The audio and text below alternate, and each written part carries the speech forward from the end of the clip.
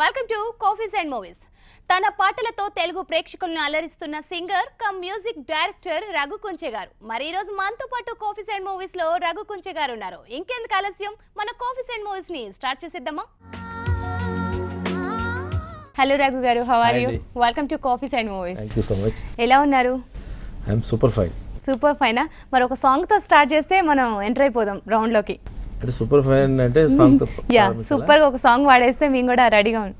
ప్రియతమా నీ వచటకు సెలమా నే నిచటకు సెలమే, ఊహలన్నీ పాటలే కనుల తోటలు, తొలి కలల కవితలే మాట మాటలు, ఓహో కమ్మని నీ ప్రేమ లేఖనే రాసింది హృదయమే. ప్రియతమా నీ వచటకు సెలమా నే నిచటకు సెలమే. వావ్, అంటే కుశలం అని అడిగారు కదా, అందుకని పాట పాట చెప్పేసా. మేము కూడా కుశలంగానే ఉన్నామండి.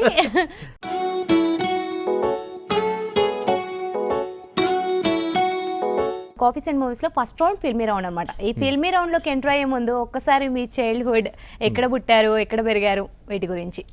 నాది యాక్చువల్లీ ఈస్ట్ గోదావరి రాజమండ్రి దగ్గర ఒక హాఫ్ అన్ అవర్ డిస్టెన్స్లో ఉంటే ఒక చిన్న పల్లెటూరు, చాలా చిన్న పల్లెటూరు. అంటే ఒక 2000 మంది. కుగ్రామం అనుకో, కరెక్ట్గా చెప్పారు. ఆ ఊరు మాది అగ్రికల్చరల్ ఫ్యామిలీ, ఫాదర్ అంత అంటే వ్యవసాయం బేస్ అది.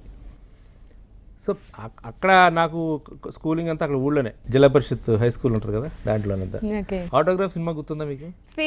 ఆల్మోస్ట్ ఫస్ట్ హాఫ్ అంతా అనుకోవచ్చు, చెప్పక్కర్లేదు. అయితే we're waiting for second half.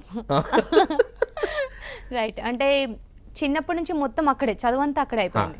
Degree వరకు అక్కడ చేశాను నేను. డిగ్రీ అంటే కంప్లీట్ చేయలేదు, డిగ్రీ చదువుతుండగానే మధ్యలో నుంచి వచ్చేసాను. అంటే కొంచెం పాటల పిచ్చ పెరిగింది అనమాట. అంటే నాలో సింగర్ని నేను రికగ్నైజ్ చేసింది 10th క్లాస్లో.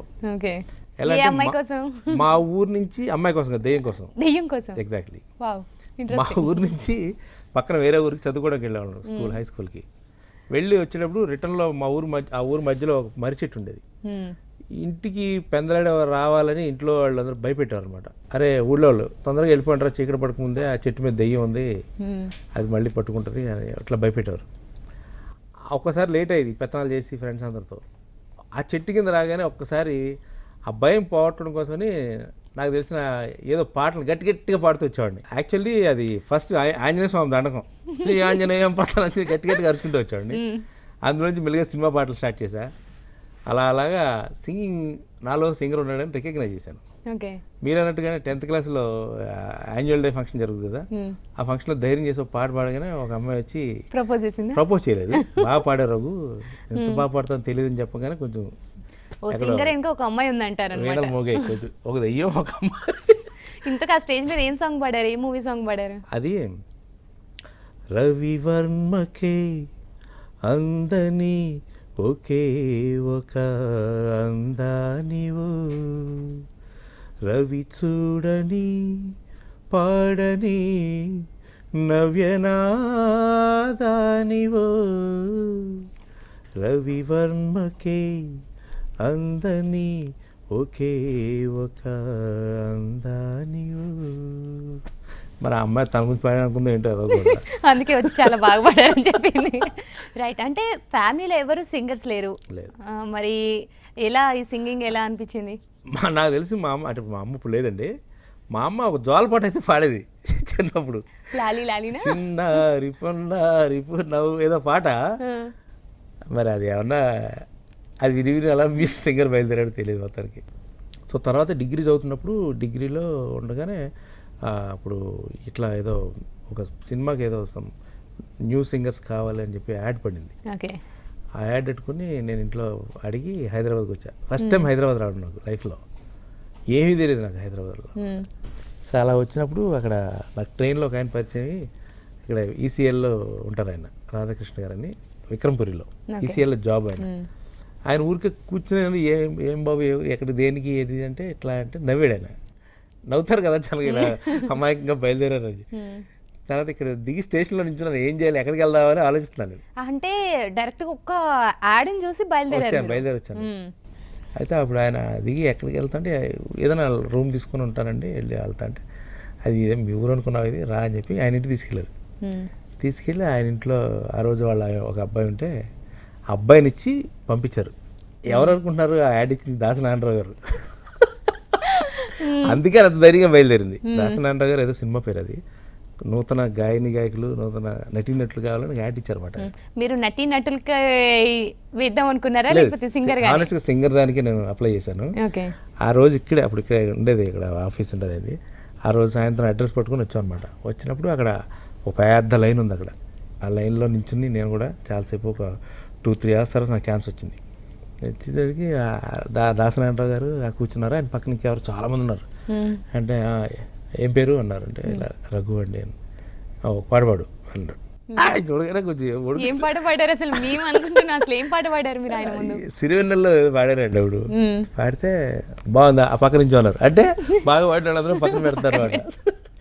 సెమీఫైనల్ అక్కడ 10 మందిని సెలెక్ట్ చేశారు. ఆ రోజు సెలెక్ట్ చేసి మళ్ళీ ఆ 10 మందికి మళ్ళీ ఆడిషన్ పెట్టి మళ్ళీ ఇంకో 4 సెలెక్ట్ చేశారు. ఆ 4 నేను ఉన్నా అనమాట. అలా స్టార్ట్ అయింది పిచ్చ. ఆ స్టార్ట్ అయింది. అప్పుడు ఇంటికి వెళ్ళి మళ్ళీ ఈయన రాధాకృష్ణ గారు మా ఫాదర్కి లెటర్ రాశారనమాట. మీ అబ్బాయిని పంపించండి, ఇంట్రెస్ట్ ఉంది కదా, నేను చూసుకుంటాను ఇక్కడ నేను పంపిస్తే. అప్పుడు నేను వచ్చినప్పుడు అప్పుడు తెలుగు యూనివర్సిటీలో అప్పుడు BA మ్యూజిక్లో చేరాను నేను. అప్పుడు చేరి అక్కడ హాస్టల్లో ఉంటూ అట్లా స్టార్ట్ చేసి అప్పుడు మెల్లిగా అప్పుడు ఛానల్స్ అప్పుడే మొదలైనప్పుడు నాకు తెలియకుండా అప్పుడు జెమినీలో నేను యోస్ లవింగ్ అనే ప్రోగ్రామ్తో యాంకర్గా ఎంటర్ అయ్యాను. ఫస్ట్ సింగర్ మ్యూజిక్ అవుదాం అనుకున్నది, అనుకోకుండా తను ఫ్రెండ్ GK మోహన్ కలిసి యాంకరింగ్ చేయి రఘు భయ్య అంటే అప్పుడు యోస్ లవింగ్ అనే ప్రోగ్రామ్ స్టార్ట్ అయింది. అది యాంకర్గా ఫస్ట్. క్వశ్చన్ ఏంటంటే మీకు అదే టైంలో కుర్రాడు ఎవరు తీసుకొచ్చి నాకు పాటలు బాగా రాస్తాడు భయ్య ఈ అబ్బాయి ఒకసారి చూడు అన్నారు. అంటే రోజు వచ్చేవాడు పొద్దున్నే వచ్చి నేను చిరాకు పడేవాడిని. అంటే అంటే లైట్ తీసుకున్నాను కొంచెం. 4 రోజులు కంటిన్యూస్గా వచ్చాడు. వస్తే సరే ఒక రోజు సరే పాడు, ఏం పాడుతావు అంటే కొట్టి ఏదో బల్ల మీద కొట్టి పాట వినిపించాడు. నాకు చాలా బాగుంది. అరే భలే ఉంది, సారీ తమ్ముడు ఏమనుకోక అని చెప్పి అప్పుడు అతను నేను వేసుకున్న బైక్ మీద జమ్నీకి తీసుకెళ్ళానమాట. తీసుకెళ్ళి అబ్బాయి రాస్తాడు పాట, అబ్బాయితో రాయిద్దాం పాట అని చెప్పి రాయించా. చంద్రబోస్ అబ్బాయి. మీరు చెప్పేయన్నీ ట్విస్ట్లే ఉన్నాయి. చంద్రబోస్ అన్నాడు. టీవీలో ఎంత తెల్లగా ఉన్నాడు, బయట నల్లగా ఉన్నాడు అనేవారు. అంటే ఎవరు గుర్తుపట్టిపోయా? ఫస్ట్ బ్లాక్ బ్యాక్గ్రౌండ్ ఉండేది. బ్లాక్ బ్యాక్గ్రౌండ్ ఉండేది. ముందంతా బౌన్స్ లైట్లు అయి పెట్టి బాగా చూపించారు వీళ్ళందరూ. పూర్తిగా ఉండేది అలా. మొత్తానికి సింగర్గా అవ్వడానికి రాజమండ్రి నుంచి హైదరాబాద్ బయలుదేరినప్పుడు ఫ్యామిలీ ఏ విధంగా తీసుకుంది అసలు? ఫ్యామిలీలో పేరెంట్స్ ఏమన్నారు? మా ఫాదర్ ఒప్పుకోలేదు. ఫాదర్ వద్దన్నారు, తిట్టారు. ఆయనకి ఏంటంటే బాగా చదువుకోవాలి, ఎడ్యుకేషన్లో ఉండాలి అట్లా. అది చిన్నప్పటి నుంచి. మా మదర్ బాగా సపోర్ట్ చేసింది పాపం. యాక్చువల్లీ హైదరాబాద్ రావడానికి మా మదరే ఫుల్ సపోర్ట్ చేయడం వల్ల రాగలిగాను ఇక్కడ దాకా. సో తర్వాత వాళ్ళు మెల్లిగా చూశారు. అదే టైంలో ఏదో సినిమాకి డబ్బింగ్ పిలిచారు నన్ను, వాయిస్ టెస్ట్కి అని చెప్పి. మెల్లిగా డబ్బింగ్ స్టార్ట్ అయింది. సంపంగి అనే సినిమా వచ్చింది అప్పుడు. ఆ సంపంగిలో చెప్పిన ఇయర్ కొత్తగా అదే ఇయర్ అప్పటిదాకా లేదు, డబ్బింగ్ కూడా నంది అవార్డ్స్ ఇవ్వాలని చెప్పి అప్పుడు గవర్నమెంట్ డిసైడ్ చేసింది. అలా పెట్టిన ఫస్ట్ నంది అవార్డు నాకు ఆ సినిమాకి బెస్ట్ నంది వచ్చింది, నాకు డబ్బింగ్ నంది వచ్చింది అనమాట. సో ఆ ఫంక్షన్ చూడడానికి వచ్చారు మా మదర్ ఫాదర్ అంతా. హ్యాపీ యాక్చువల్గా. ఎందుకంటే అప్పుడు అంటే రఘు కుంచు గారు సింగర్గా వద్దాం అనుకుంటే ముందే ఒక యాంకర్ అయిపోయారు. ఓ డబ్బింగ్ సీరియల్స్లో యాక్ట్ చేశాను. సీరియల్స్లో ఎలా అంటే నాకు అక్కడ అప్పుడు యూసఫ్ గూడ ద్వారా కేఫ్ ద్వారా ఒక అబ్బాయి పరిచయం అనమాట. ఎవరో పరిచయం చేస్తే అలా బాగా ఫ్రెండ్ అయ్యాడు. ఇద్దరం కలిసి తిరుగుతూ ఉండేవాళ్ళు. ఇద్దరం బాగా సినిమాకి వెళ్ళేవాళ్ళం, బాగా తిరిగేవాళ్ళం. ఒకసారి తన రూమ్కి ఏదో ప్రాబ్లం అయితే తను వచ్చి నా రూమ్ జాయిన్ అయ్యాడు. సో తను ఏమో డైరెక్షన్ ట్రై చేస్తాడు అనమాట. టీవీలో చిన్న ఎపిసోడ్స్ అవి డైరెక్ట్ చేసేవాడు తను. తన దాంట్లో నేను హీరోగా చేసేవాడు అనమాట. అది అతను పూరి జగన్నాథ్. ఇంకా ఎంతమంది ఉన్నారు ఈ ట్విస్ట్లు? మాకు లిస్ట్లో ఎంతమంది ట్విస్ట్లు ఇవ్వబోతున్నారు? ఆ సీరియల్కి ఒక అసిస్టెంట్ డైరెక్టర్ చేశాడు, అతను రవితేజ. నేను నమ్మలేకపోతున్నాను. అంటే మీరు చాలా సింపుల్ గా చెప్పేస్తున్నారా? ఆ వ్యక్తి మామూలుగా పరిచయం చాలా స్టార్ట్ అయింది. యాక్చువల్లీ వాళ్ళంతా నాకు సీనియర్స్ వాళ్ళు, అప్పటికే వచ్చున్నారు హైదరాబాద్ లో. అప్పుడు పూరి చేస్తున్న సీరియల్ కి మేమంతా ఒక టీమ్ లా ఉన్నాం అన్నమాట. అప్పుడు దానికి అసిస్టెంట్ డైరెక్టర్ ఎవరు అనుకున్నారు మీరు? సివిఎల్ గారు డైరెక్టర్, సివిఎల్ నరసింహారావు గారు అని ఆయన డైరెక్టర్ ఆ సీరియల్కి.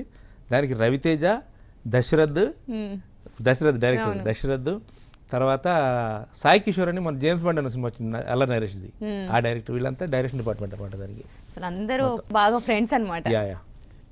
అప్పుడు నేను డబ్బింగ్స్కి వెళ్ళాను కదా, అప్పుడు వీళ్ళంతా అసోసియేట్స్. ఎవరో వివి వినాయక్, శ్రీను వైట్ల గారు, వీళ్ళంతా అసోసియేట్స్ కింద ఉండేవారు సాగర్ గారి దగ్గర.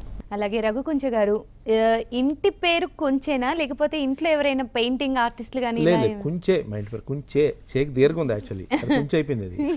అంటే దీర్ఘం ఉంది బాబోయ్ అంటుంటారు. యాక్చువల్లీ ఇంటి పేరు అది ఎందుకు పెట్టుకున్నా అంటే యాక్చువల్ రఘుగానే ఉండేదండి.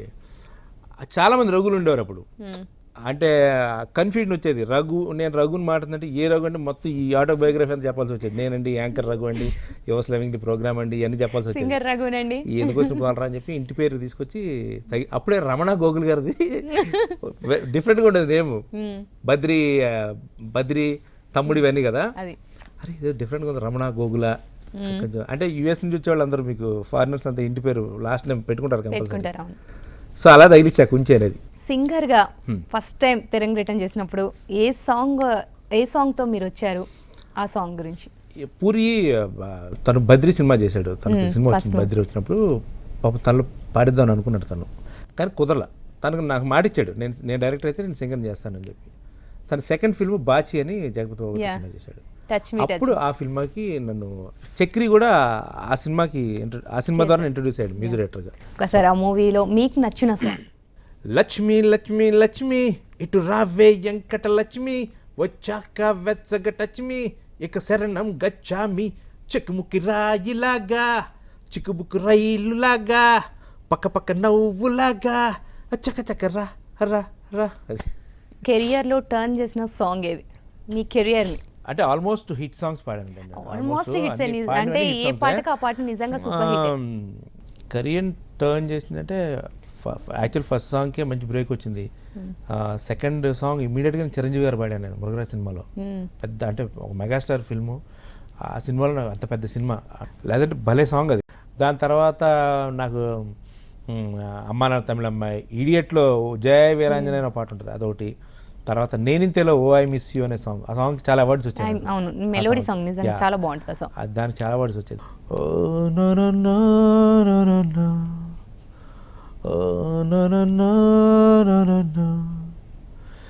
ఏదోలా ఉందే నువ్వే లేక, ఏమీ బాలేదే నువ్వు వెళ్ళాక. ప్రతి ఒక్కళ్ళు ఫీల్ అయ్యి వినే సాంగ్ ఇది నిజం చెప్పాలంటే. యూత్ కదా, యూత్ ఆ టైంలో వింటూ ఉంటారు. అలాగే మీరు ఫస్ట్ టైం ఈ సాంగ్ కానివ్వండి, లేకపోతే యాంకరింగ్ కానివ్వండి, లేకపోతే యాజ్ ఏ నటుడిగా మీరు అందుకున్న పారితోషికం ఎంత, దాన్ని ఎలా ఖర్చు చేశారు? ఆ టీవీ సీరియల్స్ డబ్బులు ఇచ్చేవారు కదా, అసలు టాపిక్ ఉండేది కాదు కనీసం. అయిపోగా థ్యాంక్స్ అమ్మా అలా చాలా జరిగాయి. నాకు హైయెస్ట్ రెమ్యునేషన్ అంటే నేను అదే డబ్బింగ్ చెప్పాను కదా, ఒక సినిమాకి టెస్ట్కి వెళ్ళాను చెప్పాను నేను ఒక సినిమాకి. ఆ సినిమాలో హీరోకి విలన్ కాదు నెగిటివ్ క్యారెక్టర్ అబ్బాయి, అతనికి వాయిస్ టెస్ట్ పిలిచారన్నమాట. పిలిచి చెప్పించారు నాతో డబ్బింగ్. చెప్పిస్తే కోటరామకృష్ణ గారి సినిమా అది. ఆ అబ్బాయి ఎవరు అనుకుంటున్నారు? చెప్పండి, రెడీగా ఉన్నా. హీరో శ్రీకాంత్. ఇంకెంతమంది హీరోలు, ఇంకెంతమంది డైరెక్టర్స్. ఓకే, వెళ్ళని చెప్తే వినాలనే సినిమా అది కోటరామకృష్ణ. ఆ సినిమాకి నాకు 1000 రూపాయలు ఇచ్చారు వాళ్ళు. అది కొంచెం నాకు పెద్ద రెమ్యునేషన్ అనమాట. ఏం చేశారు వాటితోటి, ఎలా ఖర్చు పెట్టారు? నేను పూరి జగన్నాథ్ కలిసి పాపాజీకి దాబా అని ఉంటుంది హ్యాబిట్స్లో, పూరి గారు తెలిసి అక్కడికి వెళ్ళి 325 రూపాయలు ఎంత అయింది ఇద్దరికి చిన్న. ఆ తర్వాత సినిమాకి వెళ్ళాం, సూర్య థియేటర్ ఉండేది అక్కడే హ్యాబిట్స్లో. సో అంత దాచడం ఇవన్నీ అనేది నాకు పెద్ద ఫస్ట్ నుంచి అలవాట్లేదు యాక్చువల్గా. రఘు గారు మీరు చెప్పండి, ఇప్పటికి ఎన్నో ఒక 300కు పైగా సాంగ్స్ ఎన్నో పాడి ఉంటారు. వీటిలో మీకు బాగా ఇష్టపడిన పాట ఏంటి? ఇష్టపడిన పాట కదా, కానీ టర్న్ చేసిన పాట అంటే లైఫ్ని ఒక రకంగా కొంచెం ఒక మెట్టెక్కించిన పాట అయితే రవణమ్మ సాంగ్ యాక్చువల్గా. ఎందుకంటే ఇట్స్ మై ఓన్ కంపోజిషన్ అది ఆ పాట. అది ఆ సినిమా ఫస్ట్ టైం నేను మ్యూజిక్ డైరెక్టర్గా. అంటే ఇప్పుడు ఆ పాట రాసింది మీరేనండి? లేదు, అది భాస్కర్ భట్ రాశారు. యాక్చువల్గా అది నా ఒరిజినల్ ట్యూన్ కూడా కదా. అది నేను ఒక ఫోక్ సాంగ్ విన్నాను నేను యాక్చువల్గా. అది ఒక షోలో, జానపద గీతాల షోలో ఫోక్ సాంగ్ విన్నప్పుడు నాకు ఎందుకు బాగా నచ్చింది ఆ ట్యూన్. ఇలా ఉంటుంది అది ట్యూన్. అది విని ఆ ఫ్రేజ్లో అదే ఆ ఫస్ట్ లైన్ ఒకటే, మిగతాది అంతా ఏం కాదు, ఆ ఫస్ట్ లైన్ ఒకటే. దాన్ని స్లో చేసి సాంగ్ని ఆ కంటెంట్లో నేను దీన్ని, ఇది రెసిషన్ అనే టైం అప్పుడు. రెసిషన్లో మొత్తం ప్రపంచం అంతా గందరగోళంగా ఉంది. ఆ సిచ్యువేషన్ ఏంటంటే వాడు పెళ్ళి చేసుకోమని వాళ్ళ అమ్మ అడిగితే ఇలాంటి సిచ్యువేషన్లో పెళ్ళి ఏం చేసుకుంటాను అమ్మ అని చెప్పి ఇవన్నీ చెప్తాడు వాడు. దీనికోసం మేము వర్క్ చేసాం నేనుని భాస్కర్ పట్ల. రోజు హైటెక్ సిటీ ఆ చుట్టుపక్కలకి వెళ్ళడం, అక్కడ ఉన్న జనాలు అబ్జర్వ్ చేయడం, అప్పటిదాకా క్యాబ్లో తిన్న వాళ్ళందరూ షేర్ ఆటోలో వెళ్ళటం, అక్కడ చాయ్ దుకాణాల దగ్గర కూర్చొని తిట్టుకుంటూ ఉండడం వీళ్ళు, ఇవన్నీ అబ్జర్వ్ చేసి దాని మీద ఒక స్క్రిప్ట్ లాగా తయారు చేసుకొని హోంవర్క్ చేసాం బాగా. ఎస్పెషల్లీ దాంట్లో ఐటీ వాళ్ళకి టార్గెట్ చేసి ఉంటుంది సాంగ్. తర్వాత ఎంతమంది ఐటీ వాళ్ళు ఏమంటే మేము ఏం పాపం చేసామండి, మమ్మల్ని టార్గెట్ చేశారని చెప్పి చాలా మంది అన్నారు. ఆ పాటకి నాకు ఆ సినిమాకి నాకు నంది అవార్డు కూడా వచ్చింది, మ్యూజిక్కి స్పెషల్ జ్యూరీ అవార్డు వచ్చింది. సో ఆ పాటకి అయితే ఆ ఇయర్ ఎన్ని అవార్డ్స్ ఉన్నాయి అన్ని అవార్డ్స్ వచ్చాయి నాకు మొత్తం కంప్లీట్గా సాంగ్. మహారాణి శ్రీ రమణమ్మ గారికి దండేసి దండబెట్టి నీ కొడుకు తెలియజేయింది ఏమనగా, ఆర్థిక మాంద్యం వచ్చి ప్రపంచం అంతా తలకిందులైపోయింది, రియల్ ఎస్టేట్ ఏమో కుప్పకూలిపోయింది, సాఫ్ట్వేర్ ఫీల్డ్ ఏమో దెబ్బడిపోయింది. ఇప్పటికీ ఆ సాంగ్ ఎక్కడున్నా కూడా ఎక్కువగా బ్యాచులర్ పార్టీస్ లో ఎక్కువగా వింటూ ఉంటారు. ఇది ఎక్కడ కాదు మొత్తం all over the world Telugu తెలిసిన ప్రతి చోట కూడా చాలా అంటే ఏరియాతో సంబంధం. ఇందులో ఏంటంటే మీకు ఒక ఉత్తరాంధ్ర యాస తెలంగాణ యాస మిక్స్ చేసి కొట్టాను ఈ పాట. అంటే నేనేం అనుకుని కొట్టాను భలే వర్కౌట్ అయింది, అన్ని ఏరియాలో వర్కౌట్ అయింది.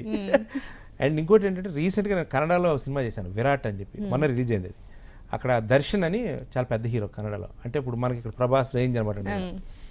ఆయన సినిమా ఒకటి చేశాను, ఆ సినిమాలో ఈ సాంగ్ని వాళ్ళు కావాలన్నారు, కావాలంటే అక్కడ పెట్టాం. మరి రెసిషన్ అయిపోయింది కదా, ఏదైనా కాన్సెప్ట్ డిఫరెంట్గా డిజైన్ చేద్దాం అని.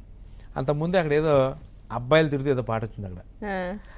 సరే మన అబ్బాయిలు తిరుగుతూ పాట పెద్ద హిట్ అయింది ఏంటంటే మరి అమ్మాయిల మీద టార్గెట్ చేద్దాం అన్నారు వాళ్ళు. సరే ఓకే రైటర్ వచ్చి కూర్చున్నారు, ఆయన ఏదో కాన్సెప్ట్ చెప్పారన్నమాట. అదేంటంటే గండసు సేఫ్టీ పిన్, ఈ గండసు సేఫ్టీ పిన్ మీనింగ్ ఏంటంటే గండసు అంటే మగవాళ్ళు, సేఫ్టీ పిన్ పిన్ అంటే సేఫ్టీ పిన్ ఉంది కదా ఆడవాళ్ళు ఏం చేస్తారు, సేఫ్టీ పిన్ యూజ్ చేసిన సేపు యూజ్ చేసి తీసి మూలకి తిరుగుతారు తర్వాత, అది అబ్బాయి అనమాట. ఎగ్జాక్ట్లీ. సో మగవాడు వాడు అమ్మాయికి ఆడ ఒక సేఫ్టీ పిన్ లాంటాడు పెట్టు, వాడు సేఫ్టీగా ఉన్న సేపు ఇద్దరు తీసి మూల కొడతారండి, అది కాన్సెప్ట్ అనమాట. సో దాని మీద చాలా పెద్ద హిట్ అయింది ఆ సాంగ్. అది మీకు యూట్యూబ్లో కొట్టి చూడండి, గండసు సేఫ్టీ పిన్ అని ఒక 50-60 వీడియోలు ఓపెన్ అవుతాయి. ఎట్లా అంటే అక్కడ చాలా మంది స్టూడెంట్స్ దాని మీద మ్యూజిక్ వీడియోస్ లాగా చేశారు, చాలా పెద్ద హిట్ అయింది సాంగ్. రఘు గారు మరి ఎలా ప్రేమించారు అసలు అమ్మాయిని? ఏ అమ్మాయిని? మీరు పెళ్లి చేసుకున్న అమ్మాయిని. నేను పెళ్లి చేసుకున్న అమ్మాయినా? నేను పెళ్లి చేసుకున్న అమ్మాయిని తెలుగు యూనివర్సిటీలోనండి. తెలుగు యూనివర్సిటీలోనే? తను మా ఆవిడ వచ్చి వరంగల్ అమ్మాయి. తను యాక్చువల్ డాన్సర్, క్లాసికల్ డాన్సర్. మా ఆవిడ కూడా తెలుసు అనుకోండి, అప్పటికే 2-3 లవ్లు ఫెయిల్ అయ్యాను నేను. వర్కౌట్ అవ్వట్లేదని చెప్పి డైరెక్ట్గా వెళ్ళి ప్రపోజ్ చేస్తాను అనమాట. చేసినప్పుడు ఇక తను నాకు ఆ పరుగు సినిమా చూసినప్పుడల్లా నాకు అదే గుర్తుంటుంది, ఇలా నేను కూడా చేశాను కదా. పారిపోవడం కాదు, స్టోరీ స్క్రీన్ ప్లే డైరెక్షన్ అంతా పూరి జగన్నాథ్ దానికి. ఇలా వెళ్ళి తనకు చెప్పా, ఇట్లా నేను అమ్మాయిని ప్రపోజ్ చేశానంటే, అయితే ముందు పెళ్లి చేసుకోరా, చేసేసుకుంటే గొడవ ఉండదు అన్నారు వీళ్ళు అని చెప్పి. పెళ్ళి అంటే అప్పుడు ఏమి అసలు ఏం చేయట్లా, ఏం సెటిల్ అసలు ఇంకా ఏమి మొదలవలా మ్యాటర్, కథ మొదలవలా. సరే ఓకే నేను రెడీ అంది, చేసుకుంటాను. శ్రీశైలం టూర్ ప్లాన్ చేసి శ్రీశైలం తీసుకెళ్ళి పెళ్లి చేస్తారు. జరిగిపోయింది. తర్వాత వచ్చాక మామూలుగా గొడవలు. అంటే అసలు ఫస్ట్ అమ్మ నన్ను అప్రోచ్ చేయలేదా? అసలు తను ఎవరికి ఇన్ఫార్మ్ చేయలేదు, నేను ఎవరికి ఇన్ఫార్మ్ చేయలేదు. వచ్చిన తర్వాత ఇన్ఫార్మ్ చేసాం. తర్వాత పెద్ద చిన్న చిన్న గొడవలు జరిగాయి. మధ్యలో సివిఎల్ గారు పాపం, ఆయన లాయర్, ఆయన సీతాఫల్ మండిలో ఉంటారు, ఆయన కొంచెం మధ్యలో ఉండి ఆయన కొంచెం పెద్దరికంగా సెటిల్ చేసి మళ్ళీ పెళ్లి చేశారు మా ఊళ్ళో. వయసు తరపు వాళ్ళు మళ్ళీ తీసుకెళ్ళి యాదగిరిగుట్టలో చేశారు. సో 3 సార్లు. ఏ పెళ్లి బాగా జరిగిందంటారు? అన్ని బాగా. మా అమ్మాయి మేం చేయాలి కదా చెప్పి వాళ్ళు యాదగిరిగుట్ట తీసుకెళ్ళి అక్కడ వాళ్ళు చేశారు పెళ్లి. సో ఇట్లా శ్రీశైలం, యాదగిరిగుట్ట, రాజమండ్రి 3 చోట్ల స్ట్రాంగ్ గానే ఉందిలేండి. అయితే బంధం స్ట్రాంగ్ గానే ఉంది. దేవుడు చేసిన మనుషులు నిజంగా సాంగ్స్ అన్ని నిజంగా సూపర్ హిట్. ఆ సాంగ్స్ అందులో సుబ్బలక్ష్మి, పూరి జగన్నాథ్ గారితోనే. అసలు పూరి జగన్నాథ్ మీ కాంబినేషన్ అంటే మాక్సిమం సాంగ్స్ అన్ని సూపర్ హిట్. ఆడియో తనకి మంచి నాలెడ్జ్ అండి సాంగ్స్ మీద. అంటే ఎక్కువ ట్యూన్స్ కూడా నేను సింగిల్ ట్యూన్సే చేసింది అన్నీ కూడా. ఎక్కువ అతను ఎప్పుడు 2 ట్యూన్ కోసం వెళ్ళడు, బాగుంది అంటే డిప్ చేస్తాడు దాన్ని, అంతే సంథింగ్ అంతే. సో అట్లా ఓకే చేసిన పాటలు అన్నీ కూడా. ఈ సుబ్బలక్ష్మి సాంగ్ మాత్రం డిఫరెంట్గా పుట్టింది. ఎలా అంటే వాళ్ళ ఫాదర్ పోయాడు, పూరి వాళ్ళ ఫాదర్. అప్పటికే దేవుడు చేసిన మనుషులు నాకు కమిట్మెంట్ అయింది నేను మ్యూజిక్ డైరెక్టర్గా. ఫాదర్ పోయినప్పుడు వాళ్ళ ఫాదర్ ఇది ఉంటుంది కదా, మన 10వ రోజు ఉంటుంది కదా, ఆ రోజు నేను భాస్కర్ భట్ల కలిసి వెళ్ళాం అనమాట ఆ ఊరికి. వెళ్తే వాళ్ళ ఊరికి ముందు ఎక్కడ ఒక జంక్షన్లో బస్సు దింపాడు మమ్మల్ని.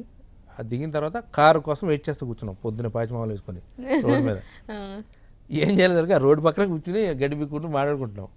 ఈ లోపల ఒక లారీ వాడు వచ్చి అక్కడ ఆపాడు మా దగ్గర. లారీ వెనకాల రాస్తారు కదా పేర్లు, క్షేమంగా వెళ్ళి లాభంగా రండి, లేకపోతే గుడ్ బై గుడ్ నైట్ ఇవన్నీ ఉంటాయి. అలాగే సుబ్బలక్ష్మి అని రాసుకున్నాడు 3 సార్లు. అది చూస్తూ సుబ్బలక్ష్మి సుబ్బలక్ష్మి సుబ్బలక్ష్మి అంటున్నాను నేను. అంటే భాస్కర్ పట్ల ఈ బాగానే ఉన్నట్టుంది, ఉండు 2 లైన్లు రాస్తా అని చెప్పి అప్పటికప్పుడే 2 లైన్లు రాశాడు. అసలు రెడీగా ఉంటాయి పెన్లు పేపర్లు ఎక్కడైనా అప్పటికప్పుడే అన్నాడు, సుబ్బలక్ష్మి మాట్లాడే సుబ్బలక్ష్మి ఇటు చూడే సుబ్బలక్ష్మి ప్రేమిస్తే సొమ్మేం పోతా అని అనుకున్నాం. చూడు రెడీ అయిపోయింది, పల్లవి రెడీ అయిపోయింది. అక్కడికి వెళ్ళిన తర్వాత పూరి జగన్నాథ్ ఫంక్షన్ అంతా అయిపోయింది, భోజనాలు అయిపోయింది. సాయంత్రం చెరువు గట్టు దగ్గర గట్టు దగ్గర తీసుకెళ్ళాడు. గట్టు దగ్గర కూర్చుని ఉంటే ఒక ఆవిడ వచ్చి అక్కడ పంపుతో వాటర్ కొడుతుంది. కొడుతూ బాగున్నావా జగన్ అది అక్కడి నుంచి మనోడిని. బాగున్నా లేదు అన్నాడు. ఎవరంటే సుబ్బలక్ష్మి అని మా ఇంటి పక్కన ఉంటున్నాడు. సుబ్బలక్ష్మి గారు ఎవరే ఏమనుకోదు, ఈ టైం కాదు, పొద్దున చూన్ చేసాం ఆ పేరు మీద అని చెప్పి వీళ్ళు ఏ అవకాశాన్ని వదులుకోవట్లేదు వీళ్ళు అని చెప్పి. ఇప్పుడు అర్థమైంది నాకు మ్యూజిక్ డైరెక్టర్లకి సింగర్లకి పాటలు ఎలా పుడతాయో. కొన్ని ఇలాగే కొన్ని గమ్మత్తుగానే స్టార్ట్ అవుతాయండి కొన్ని పాటలన్నీ. సో అది టేక్ ఆఫ్ మాకు ఆ పాట. మీకు నచ్చిన సాంగ్ ఏంటి ఆ సినిమాలో? దాంట్లో నాకు నచ్చిన సాంగ్ మెలడీ అండి. శ్రేయ ఘోషల్ సాంగ్ పాడింది, నువ్వేలే నువ్వేలే నేనంటే నువ్వేలే. ఇండస్ట్రీలో ఛాన్సెస్ వచ్చినట్టే వచ్చి మిస్ అయిన సందర్భాలు ఏమైనా ఉన్నాయా? చాలాసార్లు అంటే ఇక్కడ ప్రాబ్లం ఏంటంటే మనకి ఎందుకు అందరూ తెలిసిన వాళ్ళు ఉంటారు మన కళ్ళ ముందు, అందరూ మన రోజు భయ్య అని పలకించుకొని మాట్లాడే బ్యాచ్ ఉంటారు, కానీ వాళ్ళకి మనం నచ్చం. ఈ నచ్చకపోవడానికి కారణాలు ఏముండవు, గొడవలు ఏముండవు, లాజిక్లు ఉండవు. అదే అంటాను ఇక్కడ ఈ ఇండస్ట్రీలో ఎప్పుడో ఒకటే అంటాను, కొంతమందికి కొందరు నచ్చుతారు, కొందరు నచ్చరు. ఆ ఎందుకు నచ్చుతారు ఎందుకు నచ్చరు అనేదానికి లాజిక్ ఉండదు.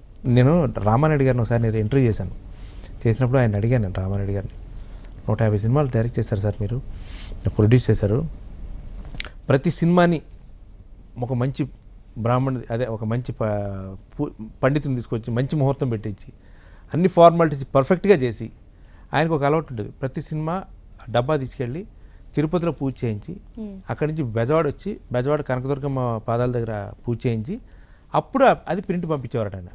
అంటే అవన్నీ జరిగిన తర్వాత సినిమా స్టార్ట్ అయ్యేది అనమాట, 11 o'clock షో. అంత చేసేవారు. ఇలా చేసినా సరే మీరు కూడా ఫ్లాప్ సినిమాలు తీశారు కదా సార్, ఎందుకు అలా జరిగిందన్నారు. ఇవన్నీ ఆత్మసంతృప్తమ్మా మనకి, దేవుడి మీద ఉండే ఒక భయంతో మనం ప్రతిదానికి చేయాలి కాబట్టి చేస్తాం. బట్ అల్టిమేట్గా కథ బాగుంటేనే సినిమా ఆడుతుంది, కథలో ఏమన్నా తేడా వస్తే సినిమా ఆడదు. అంత మహానుభావుడు, అంత పెద్ద ప్రొడ్యూసరు, ఆయన ఒప్పుకున్న విషయం అది, అది సంస్కారం అంటాను నేను. అంతేగాని సినిమా పోతే వద్దండి, ఆ లాస్ట్ సినిమాలో ఉన్నాడు, ఆ సినిమా పోయింది, లాస్ట్ సినిమాలో ఈ అమ్మాయిని పెట్టాం, అమ్మాయి అరెన్లగ్గండి వద్దు, అమ్మాయి ఉంటే సినిమా ఫ్లాప్ అవుద్ది. ఇప్పటికీ చాలా మంది ఉన్నారు, ఐ హేట్ ఇట్ అండి అసలు. యాక్చువల్గా ఎవడేమనుకున్నా పర్వాలేదు కానీ, బట్ అదొక రకమైన మాయలో బతుకుతున్నారు చాలామంది. ఇతర పరిశ్రమలతో పోలిస్తే మన పరిశ్రమలో సంగీతానికి ఇతర పరిశ్రమలకి డిఫరెన్స్ ఏ విధంగా ఉంటుందంటారు? ఆడియన్స్లో డిఫరెన్స్ లేదండి. నేను ఒకటి అంటాను, తెలుగు ప్రేక్షకులకి సినిమాలు చూడడం రాదు, వీళ్ళు చూడకే లేని సినిమాలు తీస్తున్నారు, ఫార్ములా సినిమాలు వస్తున్నాయి, పాటలు ఇవే వింటున్నారు కాబట్టి అండి పొరపాటు. తెలుగు సినిమా నేనైతే సినిమాలో డైలాగ్ రాశాడు పూరి, తెలుగు సినిమా ప్రేక్షకులు చూడకుండానే శంకరాభరణం సినిమా సంవత్సరం ఆడిందా? శంకరాభరణం సినిమా సంవత్సరం ఆడింది.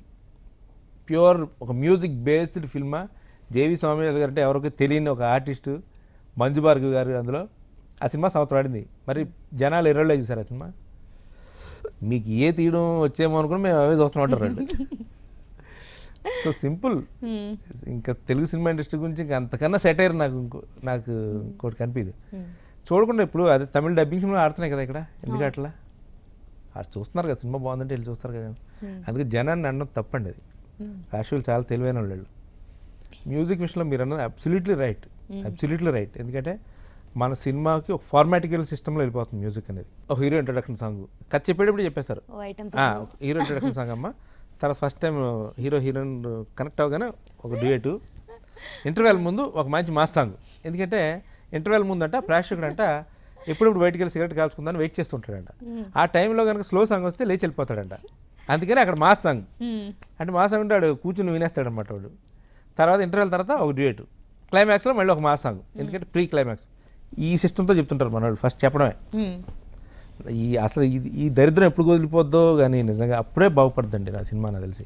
అలాగే ఇండస్ట్రీ నుంచి మీకు వచ్చిన మీరు అందుకున్న ది బెస్ట్ కాంప్లిమెంట్ ఏంటి? ఫస్ట్ సినిమా పాట పాడినప్పుడు, బాచి అనే పాట పాడినప్పుడు ఆ సాంగ్ విని చిరంజీవి గారు ఫోన్ చేశారు నాకు.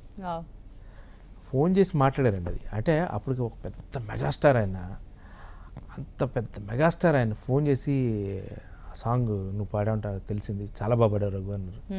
That was my best compliment. అంటే అప్పుడు టాప్ స్టార్ అయిన చిరంజీవి గారు అనే వ్యక్తి.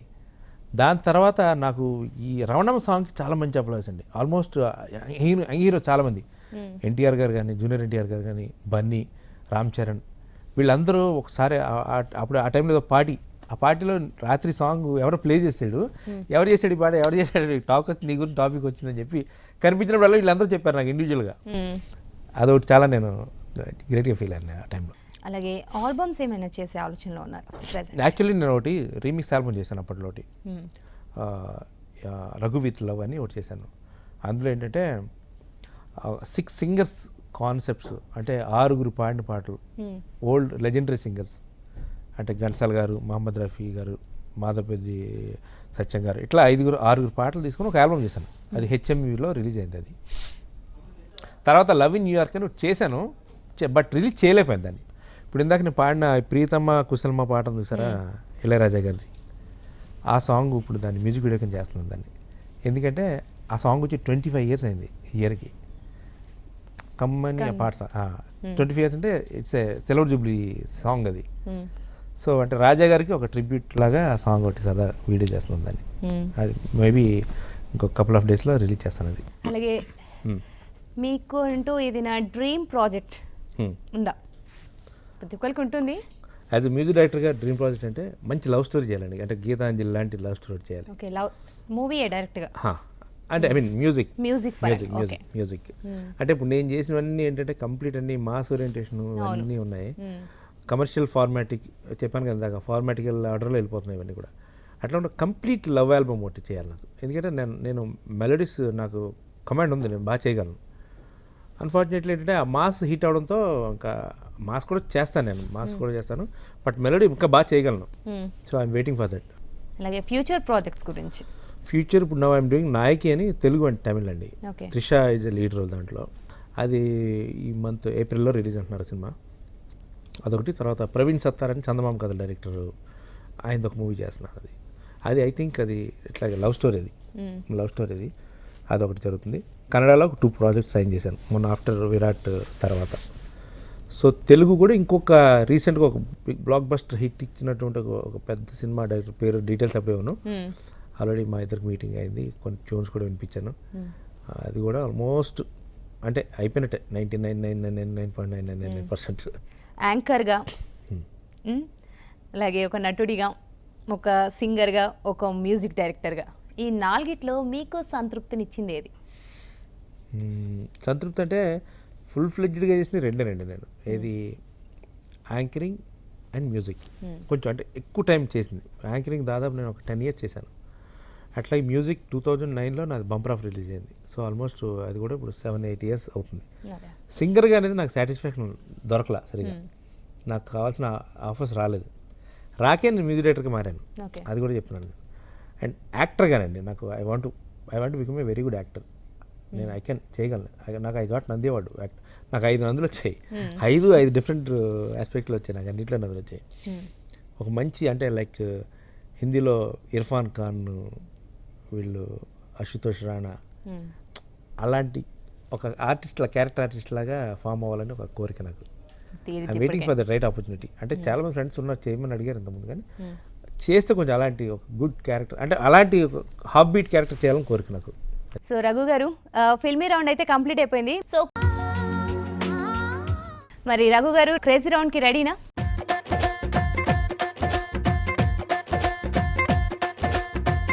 నీ మీరు చెప్పండి నాకు ఏంటో అది నాకు భయంగా ఉంది. క్రేజీ రౌండ్ అంటే ఏం లేదు, మేము ఏ క్వశ్చన్ అయినా అడుగుతాం, మీరు ఆ క్వశ్చన్కి ఎలాగైనా అదే, ఆన్సర్ అదే. చెప్పుకోవచ్చు. Crazy అనే దాంట్లో- క్రేజీగా ఉండాలి అంతే. ఓకే, ఫస్ట్ క్వశ్చన్, చిన్నప్పుడు మీ ఫ్రెండ్స్తో కలిసి చేసిన ఏదైనా క్రేజీ పని. ఇవే ఇంటి పక్క వాళ్ళ గోడలు దూకి మామిడికాయలు దొంగతనం చేయడం లాంటివి చేశాను. ఏంటండి మరి అందరు ఇయే చెప్తారు, మరి ఇంకేమంటే మామిడికాయలు చిన్నప్పుడు crazy దొంగతనం rounds ఏంటి? అంటే అంతే, ఇంతే రేంజ్ లో ఉంటారండి అప్పుడు. అంతకు మించి పెద్ద అమ్మాయిలకి తెలివితేటలు సైడ్ ఉండవు. కొట్టడం ఇలాంటివి ఏం అబ్బే, ఉండవు. అంత నాకు ఇద్దరు shy అమ్మాయిలు అండి ట్రై first లో. చేశారు మధ్యలో. ట్రై అంటే మౌనంగా ట్రై చేశాను నేను. నేను మౌన ప్రేమికుడు అంతే. నాకు ధైర్యం లేదు. రోమియో జూలియట్ కాదనమాట, కాదు, ఓన్లీ. కాదు. చాలా మౌన ప్రేమికుడు అనమాట నేను. దూరం నుంచి చూసి ప్రేమించేవాడు అంతే. సో మామిడికాయలు ఇవి దొంగతనం చేసేవారు. ఇవే crazy ఇప్పుడు పనులు అంటే దొరికిపోయారా మరి? దొరికారు 2 నిమిషాలు దొరకడం తన్ను తింటూ జరిగింది. అది చివరికి మామిడికాయలు అయితే తిన్నారు కదా. మొత్తం తినేసాండి. రైట్. చిన్నప్పుడు మీరు చేసిన చిలిపి దొంగతనం, ఈ మామిడికాయలు ఇవి కాకుండా కొంచెం గట్టిగానే స్ట్రాంగ్ గా తగిలింది. చిలిపి దొంగతనం అంటే ఒకసారి మా ఫాదర్ జేబులో దొంగతనం చేశాను. ఎంత? 10 రూపాయలు చేస్తూ దొరికిపోయారు. 10 రోజులు తిట్టారా? తనులు బాగా పాడాయి రోజు. అది అదొకటి బాగా చేసింది. అది ఓకే, మీరు చెప్పిన ఫన్నీ అబద్ధం ఏది? ఎప్పుడైనా దొరికిపోయారా అబద్ధం చెప్పి? షూర్. ఎన్నో చెప్పుంటారు. లేదు, ఈ డెఫినెట్ చెప్తాను దీనికి ఆన్సర్. అబద్ధాన్ని కాపాడాను నేను. అంటే దొరికిపోయిన దాన్ని చిత్రాన్ని స్టోరీ చేశా. నాకు ఒకసారి ఇంటర్లో అండి, ఒక అమ్మాయి లెటర్ రాసింది. లెటర్ రాసి ఆ లెటర్లో ఎందుకు రాసిందో తెలియదు, నన్ను ఇరికించాలని ట్రై చేసింది ఆ అమ్మాయి.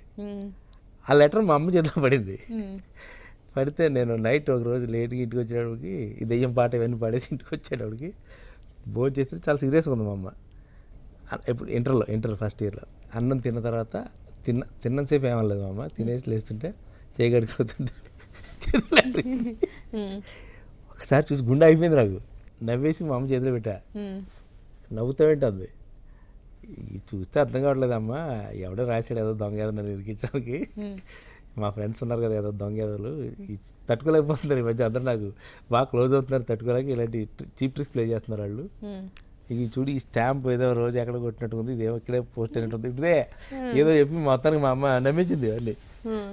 సో ఇది ఫ్రెండ్స్ని కానీ లెక్చరర్స్ని కానీ ఏడిపించిన సంఘటనలు ఏమైనా ఉన్నాయా? మా సివిక్స్ మేడం బాగా చాలా స్ట్రిక్ట్ ఉండేవారు. ఆవిడ స్ట్రిక్ట్ ఉండేవారు. సరే ఒకసారి ఆవిడ జడ పొడుక్కుంటుంది ఆవిడ జడ. ఒకసారి ఆవిడ జడకు తెలియకుండా ఒక స్టిక్కర్ అంటించేసావిడ. తీసుకెళ్ళి ఎలా పెట్టి టక్కుమని అంటుకుంది ఆవిడకి. అంటుకున్న ఆ స్టిక్కర్తో తిరిగింది ఆవిడ రోజంతా ఆల్మోస్ట్. అంటే స్టూడెంట్స్ చూసినా చెప్పట్లా. ఓకే, ఆఖరికి ఆ కొలిగి ఎవరో చూసి చెప్తే అప్పుడు ఆ స్టిక్కర్ అంటించింది ఎవరో చూసి తర్వాత ఆవిడ చాలా ట్రై చేశారు పట్టుకోవడం, కానీ దొరకలేము మేము ఎవరు కూడా. సో అదొకటే నేను చేసిన ఒక బ్యాడ్ పని అంతే. రైట్. అలాగే మీ ఫ్రెండ్స్ మీకు పెట్టిన నిక్ నేమ్ ఏంటి? ర్యాగ్స్. ర్యాగ్స్ మీనింగ్ ఏంటి? అంటే ర్యాగ్స్ ఏమో RAGZ అంతే. ఏంటో అప్పట్లో యోయో అనమాట మనం ర్యాగ్స్ అంటే. ఏంటో అర్థం కాదు కదా.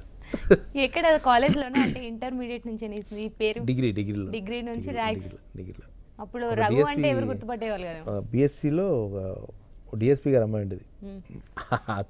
పక్క ఊరు ఏదో డిఎస్పీ అని వాళ్ళ ఫాదర్. అమ్మాయి పోలీస్ అని కూతురు చెప్పి ఎవరో జోలికి నాతో హానెస్ట్గా చాలా సిన్సియర్ మాట్లాడేది అమ్మాయి. ఆ అమ్మాయి స్టైల్కి ర్యాగ్స్ అనేది ఏదో కొత్తగా ఉండేది ఆ ఫీల్. ఓకే, ఇంట్లో మీ ముద్దు పేరేంటి? రగుడు. రాగి అని పెట్టలేదు ఇంకా? రగుడు అన్నారు. మా ఫాదర్ రగుడు అని పిలుస్తారు. ఇంట్లో అందరూ ఆల్మోస్ట్ మా మదర్ అంతా రగుడు అనేవారు. ఏమైనా ఉందా అంటే దానికి ఏమైనా బ్యాగ్? ఏం లేదు, రగుడు అనేవారు అంతే. ఓకే, క్రేజీ రౌండ్ కూడా చాలా క్రేజీగా అయిపోయింది. మీ ఫేవరెట్ రౌండ్, మా అందరికి ఇష్టమైన round, general knowledge round.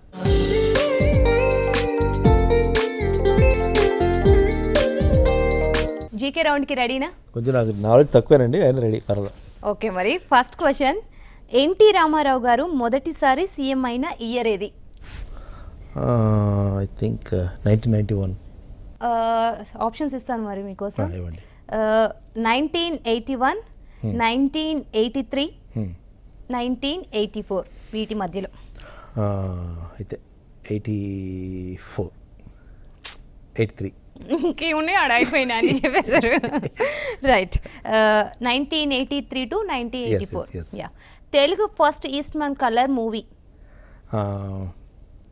I think Alluri Sitaramaraju Eastman Lavakusa. Lavakusa Geva, పూర్తి గేవా కలర్ అనేవారు. కాదు, మూడోది మీ మిగిలి ఒకటే, లేకపోతే మీరు మార్క్స్ కోల్పోతారు, 0. ఫేవరెట్ ఒక ఇన్స్టిట్యూట్, ఒక టీవీ ఛానల్ ఉంది, దాని మీద ఒక పెద్ద అగ్ర ఛానల్, ఈనాడు. ఓకే డా. ఇండియన్ క్రికెట్ టీంలో హై స్కోర్ కొట్టిన మొదటి క్రికెటర్ ఎవరు? ఆప్షన్స్ ఇస్తాను మీకోసం. సేవాగ్, సచిన్, రోహిత్ శర్మ. సెహ్వాగ్ అయితే రోహిత్ శర్మ. సరే, next question. Present Indian supreme court justice ఎవరు? ఠాకూర్ కాదు, ఠాకూర్ ఎస్ ఠాకూర్ అనమాట. ఇళయరాజా గారు మొదట కంపోజ్ చేసిన సాంగ్ ఏ సినిమాలోది? ఫస్ట్ సినిమా అయింది చెప్తాను, మా తెలుగులో ఫస్ట్ సినిమా అయింది భద్రకాళి. తమిళ్లో ఐడియా లేదు నాకు, తెలుగు అయితే Bhadrakali. Anarkali and Anarkali. Okay right. మొత్తానికైతే ఇంకెక్కువ ఇబ్బంది పెట్టుకోదలుచుకోలేదు. జీకే రౌండ్ కంప్లీట్ అయిపోయింది. Next round rapid fire round.